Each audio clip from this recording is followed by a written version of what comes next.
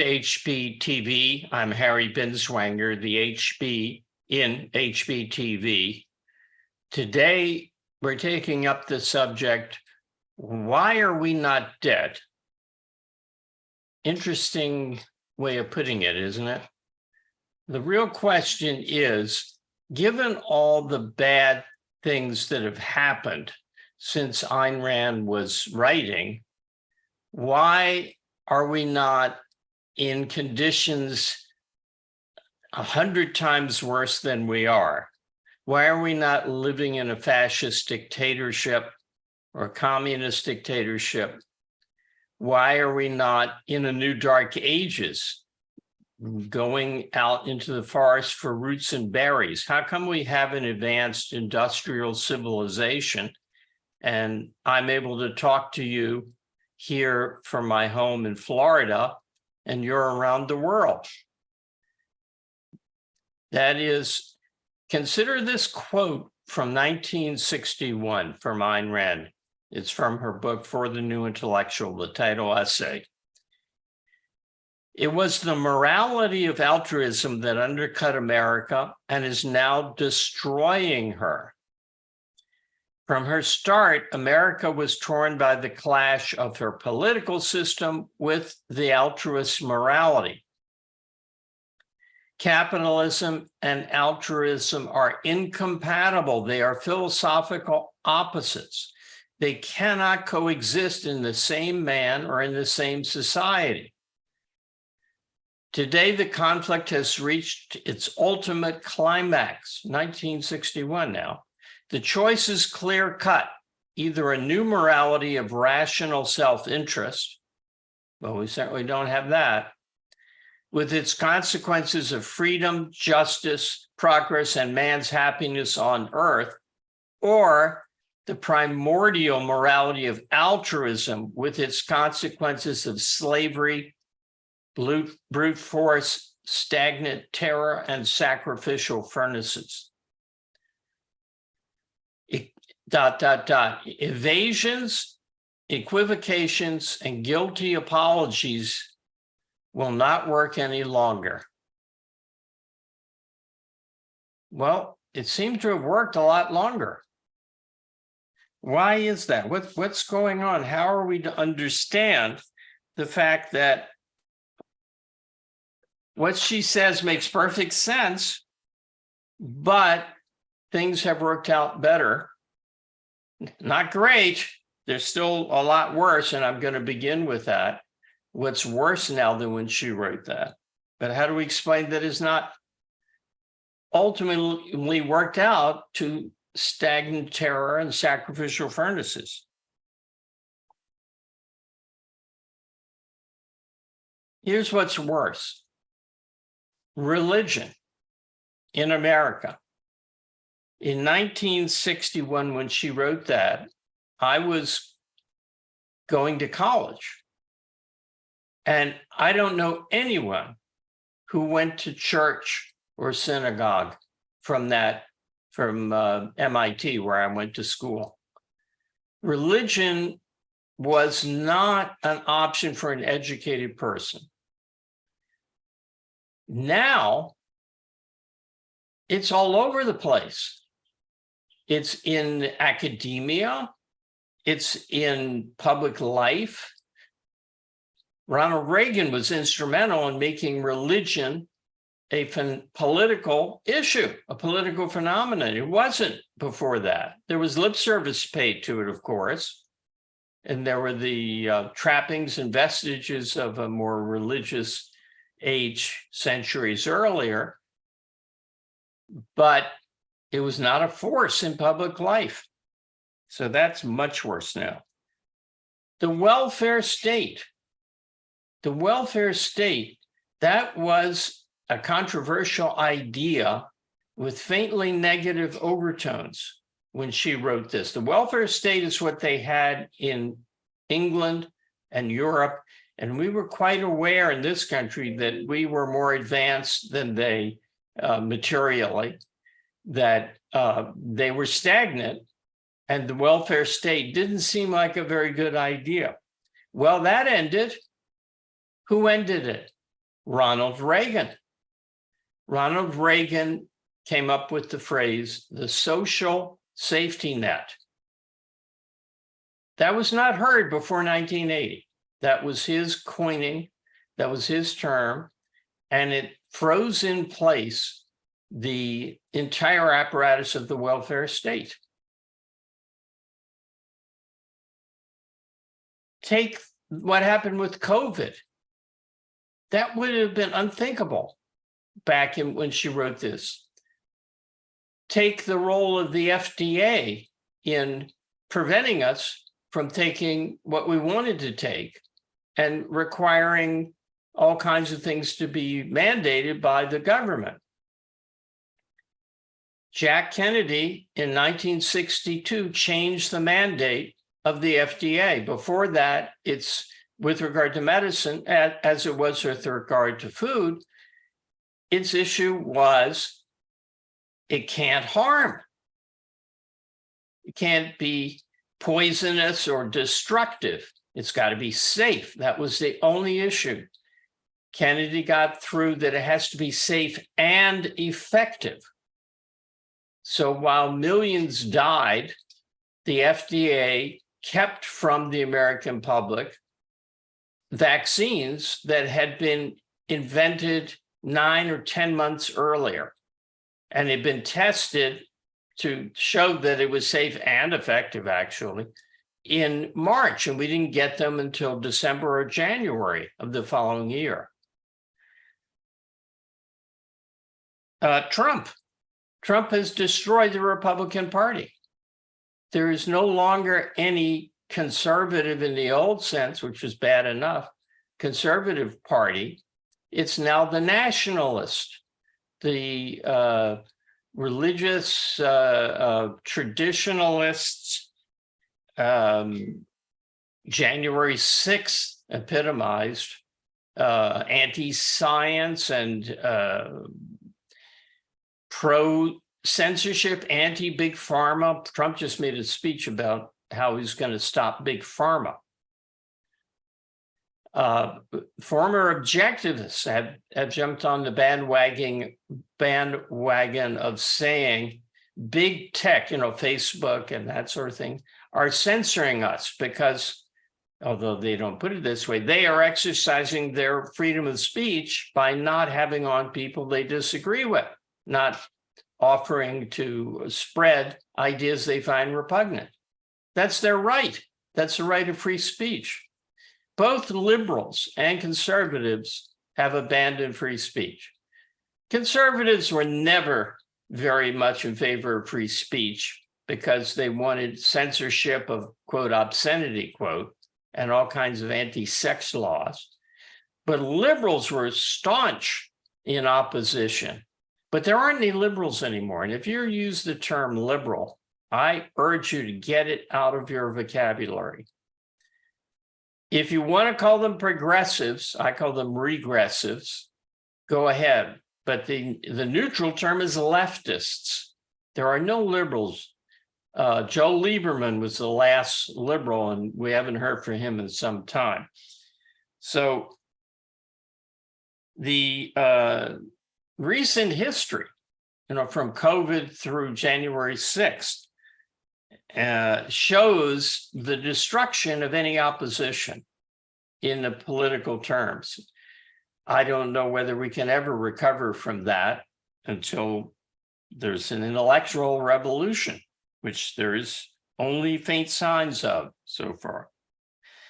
How about runaway spending?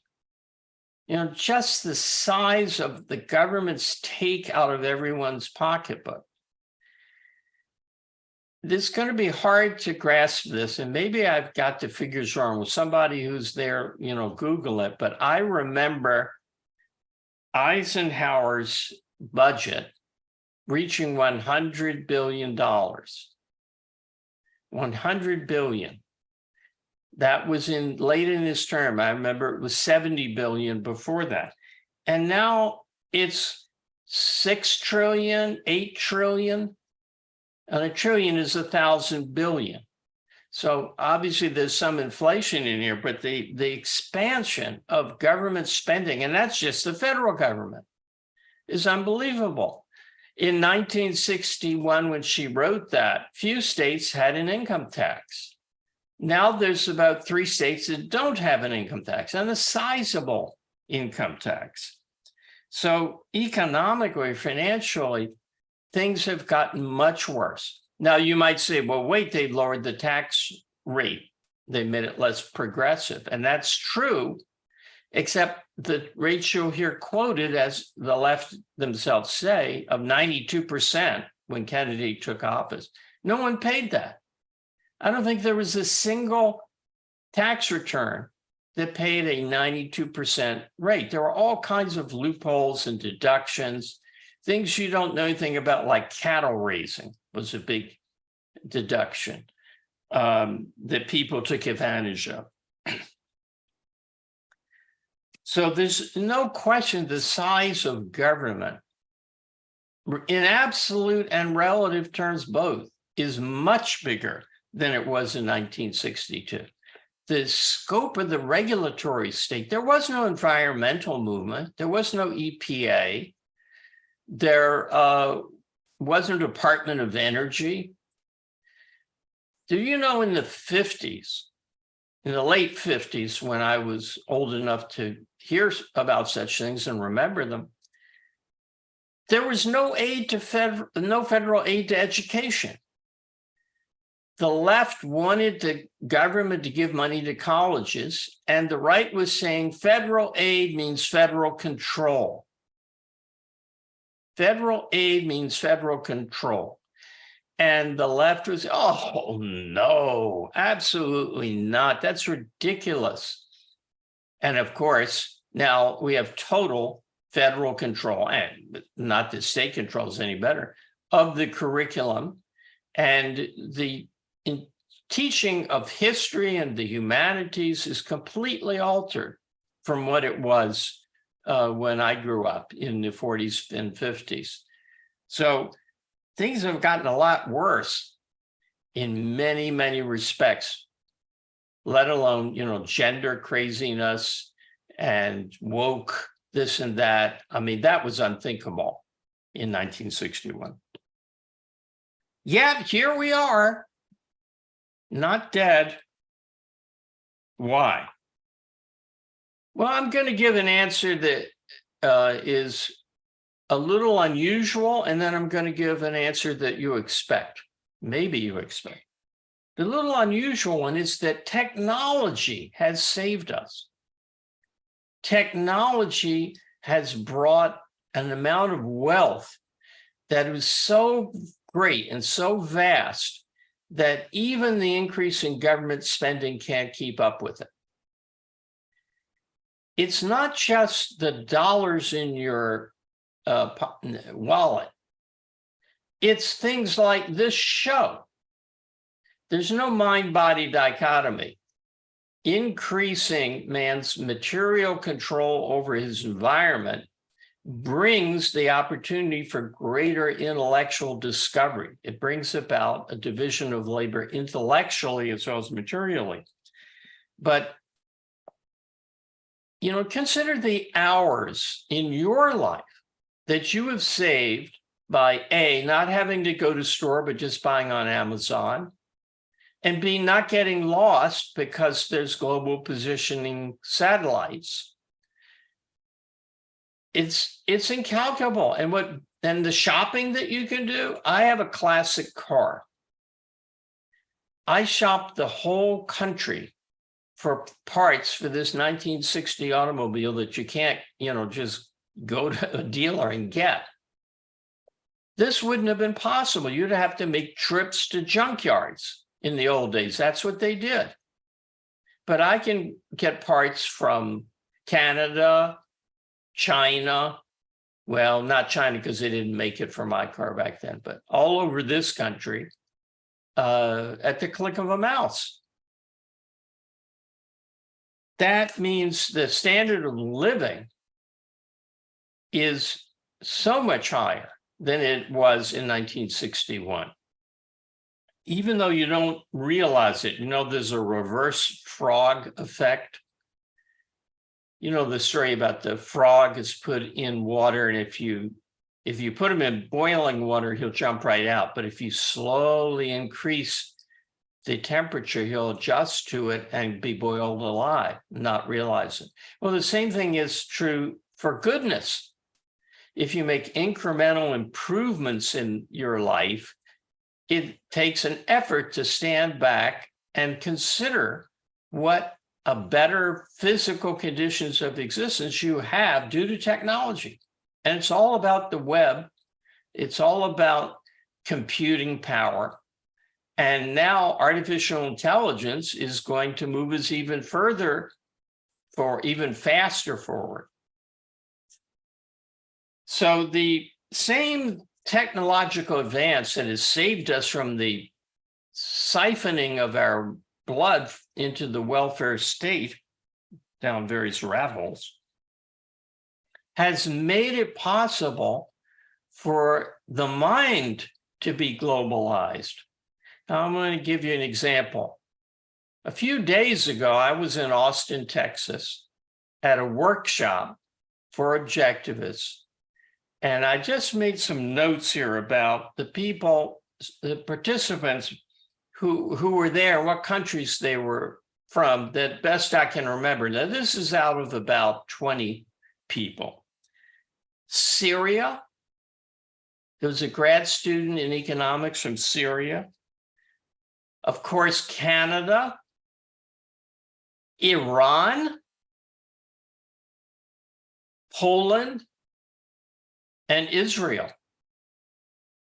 I'm sure I'm forgetting a few people and where they came from, because they all spoke English. That's another thing that absolutely not true in Ayn Rand's day when this was written. The whole world is adopting English because it's a language of computers, technology, and finance. So that means that the discoveries that are made in Sri Lanka or Outer Mongolia, you think I'm joking, but can be shared. Yaron Brook went to Outer Mongolia, where he was considered a hero. They knew about Ayn Rand there. This means the population that we can draw on is multiplied 20-fold. The population of the world is 20-fold the population of the US. And even if you throw in Canada, it's still 20-fold. So when I started my little journal, the Objectivist Forum, in 1980, a couple of years after 1980, I did a breakdown of where people were from who were subscribing to the Objectivist Forum. Of course, almost all of them were from the US, but there was a sizable contingent, about 10% were from Canada. And then about 2% were from Australia and Norway. What happened to England? Forget Syria, Iran, Poland. What happened to England? Ayn Rand was unknown in England when she wrote this. There had been some kind of problem with the publisher, and I went into bookstores and always asked for Ayn Rand, and no one in England had heard of her. I went to Heffer's in Cambridge, where Cambridge University is. Heffer's is like the main university bookstore there. They have 2 floors and huge amount of inventory. And I asked the bookseller, do you have anything by Ayn Rand? Who? Ayn Rand, she wrote Atlas Shrugged and The Fountainhead. No, never heard of those. Now it's fixed now, but that was 1961. So as knowledge of objectivism disperses around the world, the number of active young minds we can call upon increases proportionally. And we've had an impact. First, Ayn Rand had an impact. And this is the other Now we're getting to the really fascinating stuff. Of course, there's Alan Greenspan, who was a traitor to objectivism, but even so, an admirer of Ayn Rand, who betrayed her, became the most powerful economic figure in the world when he headed the Federal Reserve. But let's not call on that. Let's take John Allison, who was the head of the 9th largest bank in the country and was not only a fan of Atlas Shrugged or something like that, but was on the board of directors, and still is, of the Ayn Rand Institute, and studied OPAR intensively and gets it, understands that this is an intellectual revolution, a philosophic revolution. And it goes all the way from that through people like Steve Jobs, who was inspired by Atlas Shrugged, according to reports. Bill Gates, who I don't associate with objectivism at all, bought a huge chunk of Ayn Rand's papers when they were put up for auction. But I think a lot of people are in the position of Billie Jean King. Now, the younger ones of you out there don't know who Billie Jean King is. Billie Jean King was a tennis pro and celebrity, and she was friends with an objectivist named Ed Snyder, or at least knew him. Maybe friends is too much, who owned the Philadelphia Flyers. He was in Pennsylvania. And I had dinner with Ed and Billie Jean King in a Philadelphia restaurant once, and Billie Jean King said about Ayn Rand, dynamite lady. And I, pushed a little, and she said, she taught me that I didn't have to accept every charity event that was put in front of me. Okay, Ayn Rand used to say, from each according to their ability. So she didn't get, anything deep, but she got the idea of, I've got a life. I don't have to apologize by doing charity events. It's a little tiny bit. So all the way from people who recognize that there's a philosophy that needs to be studied and disseminated, like John Allison.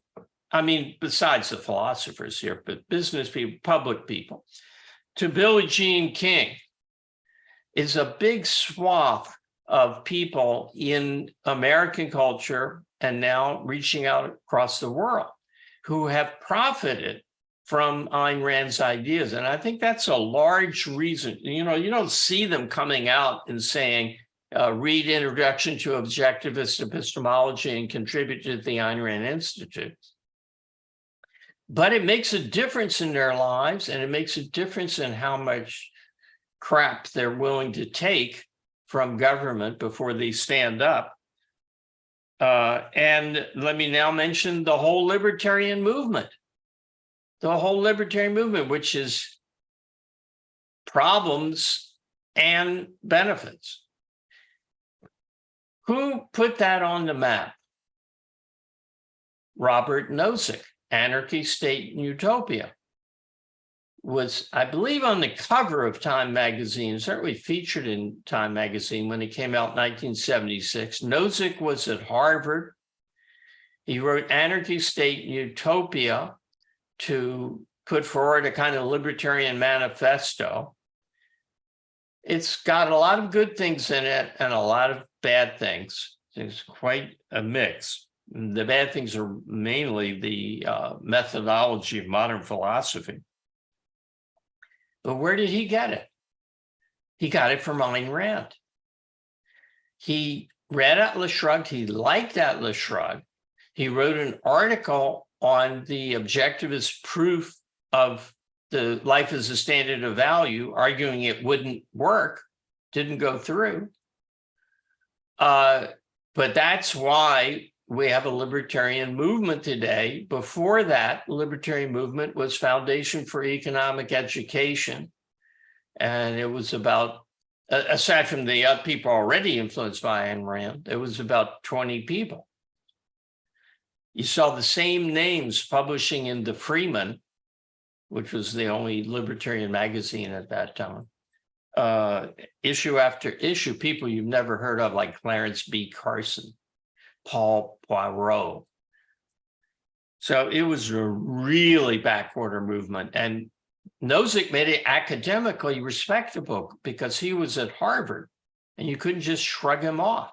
And he gave these crazy philosophical arguments for individual rights. He wasn't arguing for objectivism, he was arguing for capitalism. But that had never been done before. No one, except for Ayn Rand, no one had gone out there with a public voice that could be heard and say, laissez-faire is the only system compatible with individual rights. That was the message of anarchy, state, and utopia. And he was anti-anarchy, and on pretty much the right grounds, although his methodology was not right. But he understood what was wrong with anarchy. Now, the nicest thing that I observed recently is that there are two legal foundations that have any prominence, the Institute for Justice and the Pacific Legal Foundation. Both of them are headed by objectivists. That is, both of the directors of litigation are objectivists. Larry Salzman at Pacific Legal Foundation and Dana Berliner at the Institute for Justice. Not only that, but there's a lot of objectivist influence. I know about the Institute for Justice, but I assume it's pretty similar for the Pacific Legal Foundation. So the reason that I think this is really good is Pacific Legal Foundation just won 2 important Supreme Court cases. You probably read about it about a month ago. I'm going to be interviewing Larry Salzman next Monday here on this channel. So be sure and tune in to see what those Supreme Court cases were and what they established.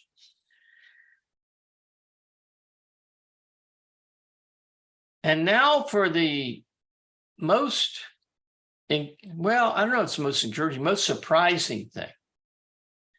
Academia is better now than it was, maybe not in 1961, but give me 1965, and it's better. It's better. Philosophy had committed absolute suicide in the 60s. It denied that there was any subject matter to philosophy. It's a method. We do philosophy. John Nelson at the University of Colorado, philosopher, told me philosophy deals with questions that aren't vague enough, that aren't specific enough, that are too vague to be handed over to the sciences. As soon as a question becomes dealable with, it leaves philosophy and becomes part of the sciences. Paul Feyerabend at Berkeley wrote a book entitled Against Method. It's a philosophy of science book, and you probably know about his science without experience argument, in which he argued that we don't need the senses and observation to do science. We can just engage in ESP with computers. Berkeley philosopher. And he said in Against Method, there's only one rule of method: anything goes. So you have no idea how bad philosophy was at its bottom, but it's gotten considerably better. I'm going mostly by hearsay here from people who are in academia. But for one thing, there's now a big Aristotle contingent. People who are followers of Aristotle think he's relevant to current issues, try to live by his ethics, and have discovered a more Aristotelian Aristotle beneath the medieval interpretations which the traditional view has handed down to us. So philosophy, and when I say it's got better, I rank it as from 0 to 1.5 or 2 on a scale of 10. But 0 is a very low number. And to get to 1.5, maybe 2, is a big improvement. But a lot of improvement is left to go. Economics is better. Economics has more understanding of capitalism than it used to. I could tell you a story, but I don't want to run too late here. But in the 70s, a pro-capital subjectivist economist was talking, I'll just short circuit, talking about gold, and a professor in the department at, I think this was McGill, which is probably the second or first best university in Canada, said that the coming legalization of gold ownership, this was just about the time it was you were allowed to own gold again, would make the price of gold drop to $7 an ounce. He said gold could not maintain any kind of decent price without government support. So his view, where our view was that the government held down the price of gold. His view was that they held it up. And of course, gold is now about $2,000 an ounce.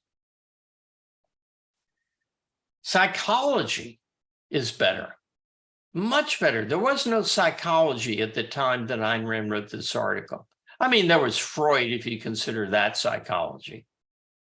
We are lived by unknown and unknowable forces. Michelangelo was a great sculptor because he wanted to play with his feces as a kid.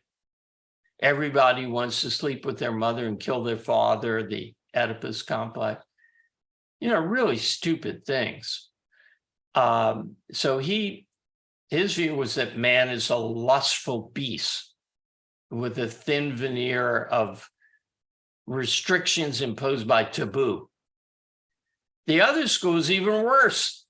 That was behaviorism, which had all the scientists on their side. The Freudians were not really scientists, but the scientists thought consciousness doesn't exist.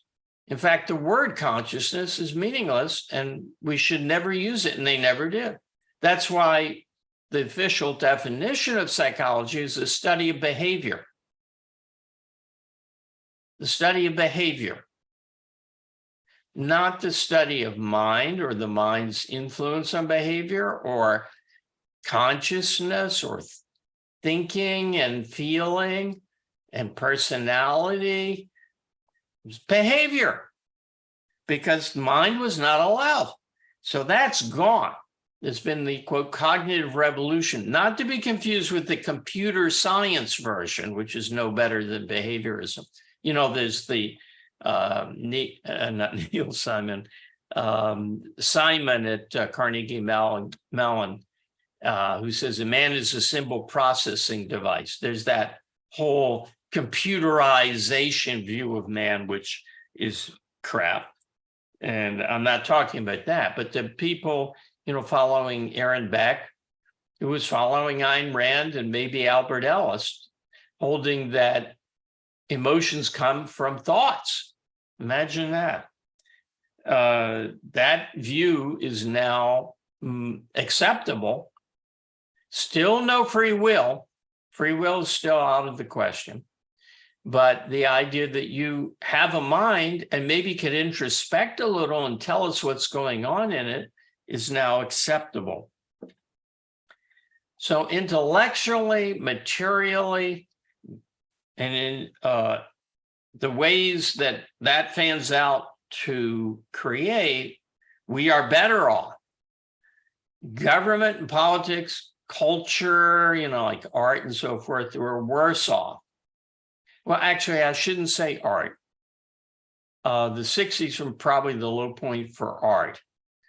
And now instead of Oh Calcutta on Broadway, which is just a nude play, we have some that seem to be more intellectual, like Hamilton, celebrating a founding father.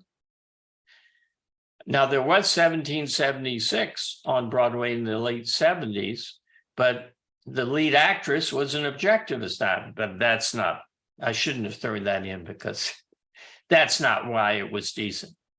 If it was decent, I never saw it. So I'm not so sure about art, but politics,